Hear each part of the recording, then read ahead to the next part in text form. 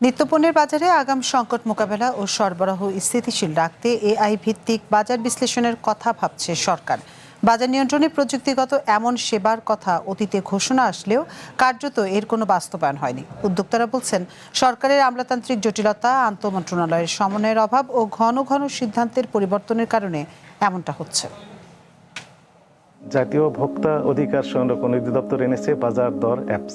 বাজার নিয়ন্ত্রণে ভোক্তা অধিকার অধিদপ্তরের বাজার দর অ্যাপের ঘোষণা এসেছিল গেল বছরের সেপ্টেম্বর মাসে। এরপর নানা আলোচনা হলেও উদ্যোগটি আলোর মুখ দেখেনি। প্রশ্ন হচ্ছে, ঘোষণা করেও কেন এ ধরনের উদ্যোগ থেকে পিছিয়ে এলো ভোক্তা অধিকার? কথা হয় বাজার দর অ্যাপের উদ্ভাবক ইব্রাহিম মোল্লার সাথে। তিনি বলেন, উৎপাদন থেকে শুরু করে ভোক্তা পর্যন্ত বিভিন্ন পর্যায়ে বাজারের মূল্য প্রকাশ করতেই এই অ্যাপ তৈরি করা হয়েছিল, কিন্তু ঘোষণা দিলেও বাস্তব কোনো ধরনের ডেটা এন্ট্রি দেওয়া হয়নি অ্যাপটিতে।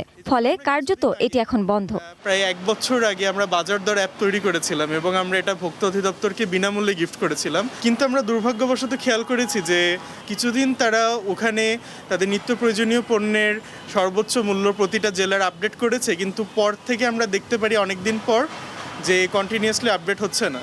প্রায় একই ধরনের আরও একটি উদ্যোগ নেন জাকির উদ্দিন আহমেদ, তবে কোনো অ্যাপে নয়। জাকির উদ্দিন বাজারে বাজারে বিলবোর্ডের মাধ্যমে মূল্য তালিকা প্রকাশের উদ্যোগ নিয়েছিল, যেখানে সরকার প্রদত্ত বাজার দর সরবরাহ পরিস্থিতির ডেটা বিশ্লেষণ করে মূল্য তালিকা প্রকাশ করা হবে। একই সাথে বাজারে কোনো পণ্যের ঘাটতি থাকলেও সেটিও জানতে পারবে যথাযথ কর্তৃপক্ষ। তবে তিনি বলছেন, বিভিন্ন পক্ষ এই উদ্যোগকে স্বাগত জানালেও আন্তঃমন্ত্রণালয়ের সমন্বয়হীনতার কারণে এটি বাস্তবায়ন হয়নি। অলরেডি আইওটি বেস সলিউশন আমরা গত 1.5 বছর আগে লঞ্চ করেছি, আমরা সরকারকে দেখিয়েছি, আমলাদেরকে দেখিয়েছি, কিন্তু এটা আলোর মুখ দেখছে না।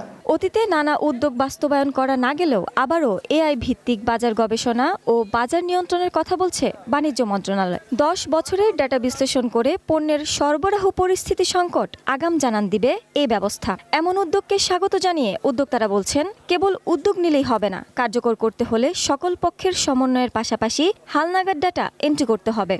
চ্যালেঞ্জটা থাকবে সেটা হচ্ছে সঠিক ডাটা, সঠিক ফ্যাক্টরে, সঠিকভাবে এআই মডেলটাকে ফিট করে ট্রেন করা। সরকার প্রথমে যখন তার পণ্যটাকে ক্যালকুলেট করবে যে আমার পণ্য কতটুকু দরকার, ডিমান্ড এবং সাপ্লাই, এটার রেজাল্টটা পাওয়ার পরে কিন্তু ইমপ্লিমেন্টেশনের ব্যাপার, মানে এন্ড অফ দ্য ডে আমার দরকার হচ্ছে ভোক্তা তার পণ্যটা ন্যায্য মূল্যে পাচ্ছে কিনা। বাণিজ্য মন্ত্রণালয় বলছে, এআই ভিত্তিক বাজার বিশ্লেষণের এই উদ্যোগের কেবল প্রাথমিক আলাপ হয়েছে। এখনো কোনো সেবাদানকারী অ্যাপ কিংবা প্রতিষ্ঠানকে নির্বাচন করা হয়নি।